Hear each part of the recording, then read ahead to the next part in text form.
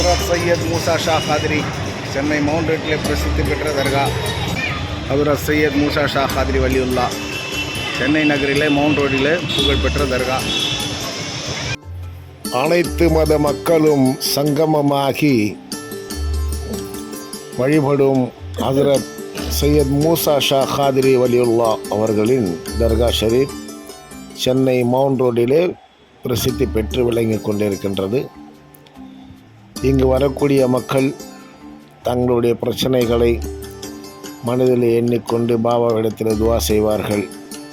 நமக்காக சையத் மூசா ஷா காதிரி வலியுல்லா அவர்கள் அல்லாவிடத்திலே மன்றாடி நமக்காக சிபாரிசு செய்து நியாயமான பிரச்சனைகளை தீர்த்து வைப்பதிலே வல்லவரானவர். எந்த நேரமும் ஹஜ்ரத் சையத் மூசா ஷா காதிரி வலியுல்லா அவர்கள் தர்பாரிலே மக்கள் வந்த வண்ணமாக இருப்பார்கள். பாபாவிடத்தில் ஃபாத்தியா செய்து மயில் தொகையால் மந்திரிக்கப்படுவார்கள். கண் திருஷ்டி உச்சரிப்பு பொறாமை நீங்குவதற்காக கைகளிலே கயிறை கட்டி செல்வார்கள்.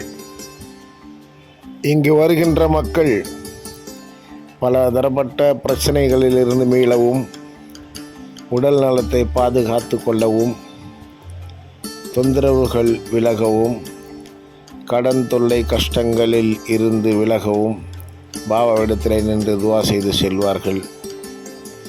குழந்தைகளை மந்திரித்து கொண்டும் உடல்நலம் தேர்ச்சி பெற பாபாவிடத்தில் பிரார்த்தனை செய்து செல்வார்கள்.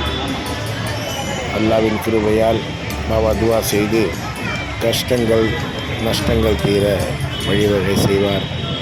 இந்த நம்பிக்கையின் அடிப்படையில்தான் அனைத்து மத மக்களும் இங்கு வந்து செல்கின்றார்கள்.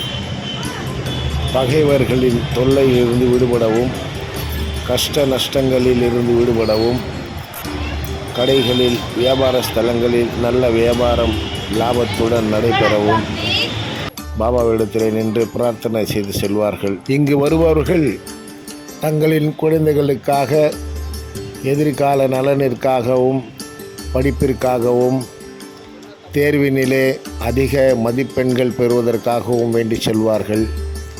அதே போன்று இங்கு வந்த குழந்தைகள் எல்லோரும் நன்றாக படிக்கிறார்கள், நன்றாக மதிப்பெண்கள் எடுக்கிறார்கள் என்ற செய்தியினை நாம் கேட்டுக்கொண்டிருக்கின்றோம். நான் பேசுவது சிலருக்கு கடுப்பாகவும் வெறுப்பாகவும் இருக்கலாம். ஆதலால் நான் வலிமார்களின் பெருமை அருமைகளை சொல்லாமல் இருக்க முடியாது. தேனை ருசித்தவனுக்கு தான் தேனின் சுவை தெரியும். காலை 6 மணி முதல் இரவு 10 மணி வரை தர்காவிற்கு மக்கள் வந்த வண்ணமாகவே இருப்பார்கள். தர்காவிற்கு வந்து ஃபாத்தியா செய்துவிட்டு மனதார சந்தோஷமாக அமர்ந்து பிரார்த்தனை செய்து கொண்டு செல்பவர்களும் நிறைய பேர் உண்டு. சிலர் வந்து ஃபாத்தியா செய்துவிட்டு அவர் வேலைக்காக உடனடியாக கிளம்பி விடுவதும் உண்டு. இந்த தர்காவிற்கு பல அரசியல்வாதிகளும் அடிக்கடி வருவார்கள். திரைத்துறையை சார்ந்தவர்களும் அடிக்கடி வருவார்கள். இதுதான் பாபாவின் கொடிமரம். இங்கு நின்றும் பிரார்த்தனை செய்துவிட்டு ஊதுவத்தி ஏற்றி பூ வைத்து பாபாவை தரிசித்து துவா செய்து செல்பவர்கள் அடிக்கடி வந்து தர்பாரிலே நின்று பாபாவிடத்தில் தன் குறைகளை சொல்லி நிவர்த்தி பெற்று செல்வார்கள். ஜாதி மத பேதம் பாராமல் பாபா அனைவருக்கும் துவா செய்வார்கள். அஸ்ஸலாமு அலைக்கும் வரஹ்மத்துல்லாஹி வபரகாத்துஹு.